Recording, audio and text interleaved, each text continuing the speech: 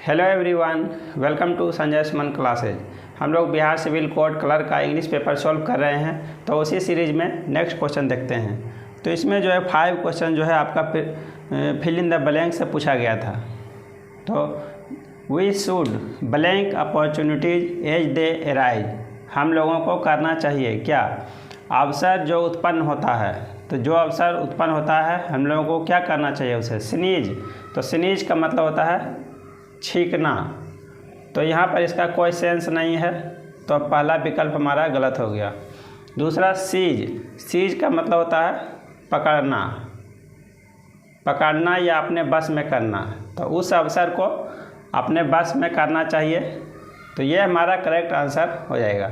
Size. Size का मतलब आकार हो गया। तो यहाँ पर इसका कोई सेंस नहीं है, तो ये भी ऑप्शन गलत हो गया। ईज। ईज का मतलब आसान हो गया। तो यहाँ पर इसका भी अपॉर्चुनिटीज़ को आसान बनाना चाहिए, ये भी गलत हो गया ऑप्शन। तो ये हमारा करेक्ट आंसर सीज हो जाएगा। नेक्स्ट क्वेश्चन देखते हैं। The students aren't prepared blank the exam. तो जो है छात्र जो है एग्ज़ाम देने के लिए तैयार नहीं हैं।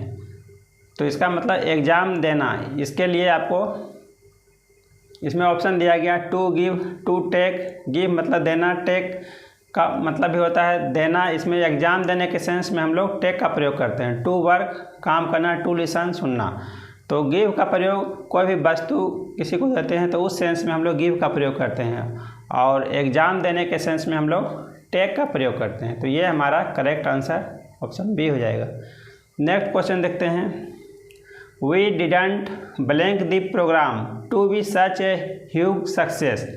तो इसका सेंस होना चाहिए हम लोगों को उम्मीद नहीं था कि प्रोग्राम जो है इतना सफल होगा। तो एक्सेस। एक्सेस का मतलब पहुंच। एक्सेप्ट का मतलब स्वीकार करना। एक्सेप्ट का मतलब के अतिरिक्त या के अलावा। एक्सपेक्ट मतलब उम्मीद करना। तो ये हमारा करेक्ट ऑप्शन एक्सपेक्ट हो जाएगा। We didn't expect the program to be such a huge success. Next question जो है सैनोनिम से पूछा गया। गैरुलस, इसका आपको सैनोनिम बताना है। तो गैरुलस का मतलब होता है बातूनी या बाचाल। तो फ्रेंडली। फ्रेंडली का मतलब हो गया मित्रवत हो गया। टॉकेटिव। तो टॉकेटिव का भी आपका सेम मीनिंग होता है बातूनी। तो करेक्ट सिनोनिम हमारा टॉकेटिव हो जाएगा गैरुलस का। इम्पोर्टेंट महत्वपूर्ण हो गया। ग्रम्पी। ग्रम्पी मतलब होता है चिड़चिड़ा। नेक्स्ट क्वेश्चन देखते हैं। जेनिथ। जेनिथ का आपको सिनोनिम बताना है। तो जेनिथ का मतलब होता है शीर्ष बिंदु। शीर्ष बिंदु या शिखर। तो पाइनेकल। तो पाइनेकल का भी मतलब होता है शिखर। और रियलिटी। तो रियलिटी तो हो गया वास्तव, हो गया वास्तविक। आइडियल आदर्श हो गया। होप आशा। तो जेनिथ का मतलब हो गया शीर्ष बिंदु। तो पाइनेकल इसका भी मीनिंग हो गया शिखर हो गया। तो ये हमारा करेक्ट सिनोनिम हो जाएगा।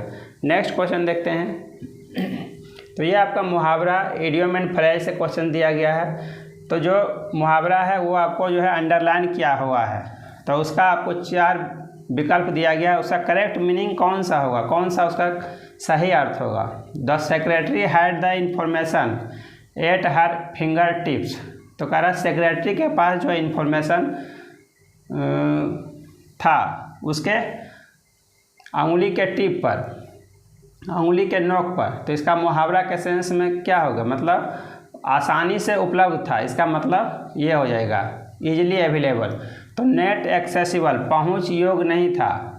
तो ये हमारा गलत हो जाएगा। In the compact dish CD में था, ये भी गलत हो गया।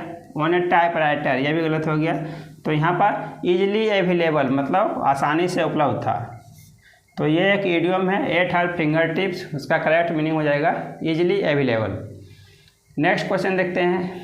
In spite of his recent financial troubles, तो कह रहा है उसके वर्तमान वित्तीय समस्या के बावजूद Ashok has not learn to cut his coat according to his cloth. तो अशोक ने नहीं सीखा है cut his coat according to his cloth. तो ये भी एक मुहावरा है। इसका मतलब होता है अपने आमदनी के अंदर खर्च नहीं करना। तो वियर मॉडेस्ट क्लॉथ्स, नए नए कपड़े पहनना, तो ये ऑप्शन गलत हो जाएगा। To improve his tailoring abilities, तो टेलरिंग योग्यता को बढ़ाना, ये भी गलत हो गया। Live with in his income, अपने इनकम लिमिट के अंदर रहना, तो ये हमारा करेक्ट आंसर हो जाएगा। ओवरकम हिज प्रॉब्लम्स, समस्या से बाहर आना, तो ये भी गलत हो गया। और इसमें जो है आपका इसी तरह का इसमें मुहावरा और पूछा गया था, वो सेंटेंस में दिया गया था, उसका आपको मतलब बताना था। क्राइंग ओवर स्पिल्ड मिल्क, तो इसका मतलब होता है पछताना। और to take the bull by the horns, ये भी एक मुहावरा है। इसका मतलब होता है समस्या का साहसपूर्वक सामना करना।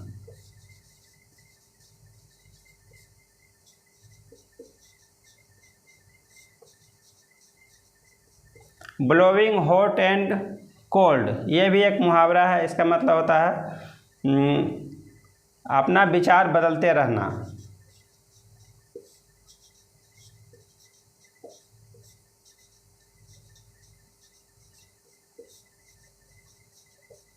तो ये सभी सेंटेंस में प्रयोग किया गया था। उसका आपको 4 ऑप्शन दिया गया था, इसमें कौन सा मीनिंग है इसी तरह से आपको बनाना था।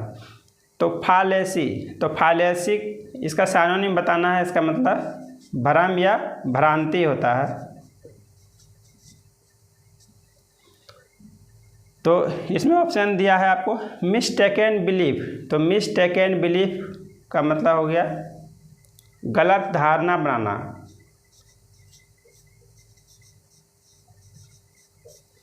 अनफाउंडेड फियर, मतलब निराधार भय।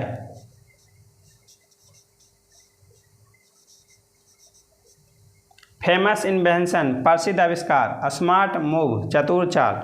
तो फालेसी भ्रम या भ्रांति हो गया, तो इसका करेक्ट मीनिंग हो जाएगा गलत धारणा बनाना, मिस्टेकन बिलीफ, ये हमारा करेक्ट आंसर हो जाएगा। तो इसके अलावा आपका जो है 21 से जो है 25 क्वेश्चन जो है 5 क्वेश्चन जो है आपका इसमें मिस स्पेल्ड वर्ड क्वेश्चंस इसमें दिया गया था। तो इसमें एक वर्ड दिया गया है, उसमें मिस स्पेल्ड वर्ड दिया गया, उसमें आपको करेक्ट सेलेक्ट करना था। ये इस तरह से इसमें सवाल दिया गया था। तो इसमें इस तरह से हम लोग इंग्लिश पेपर को सॉल्व करेंगे। अब आगे हम लोग देखते हैं नेक्स्ट क्लास में। Thank you for watching.